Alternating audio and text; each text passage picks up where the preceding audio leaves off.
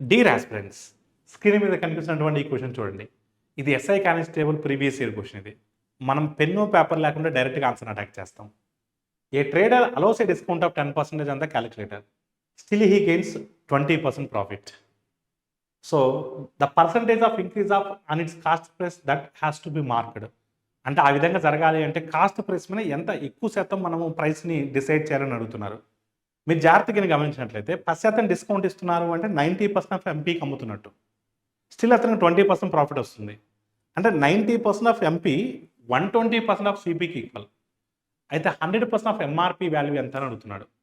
So మీరు జాగ్రత్తగా గమనించినట్లయితే 90 హౌ మెనీ టైమ్స్ 120?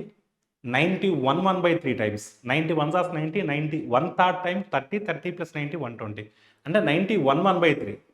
100 ఇంటూ 1/3 అంటే 133 1/3. 133 1/3 అంటే మనకు 33 1/3% ఎక్కువగా ముద్రించాలి. మరోసారి చెప్తున్నాను చూడండి. 10% డిస్కౌంట్ ఇచ్చినప్పటికీ కూడా అంటే 90%కి అమ్ముతున్నాడు. ఇచ్చినప్పటికీ కూడా అతనికి 20% ప్రాఫిట్ వస్తుంది. 20% ప్రాఫిట్ రావడం అంటే 120%కి ఈక్వల్. మరి ఎంఆర్పిని ఎంత డిసైడ్ చేయాలి? 100% ఆఫ్ ఎంఆర్పి అనేది కాస్ట్ ప్రైస్ కన్నా ఎంత ఎక్కువ ఉండాలి?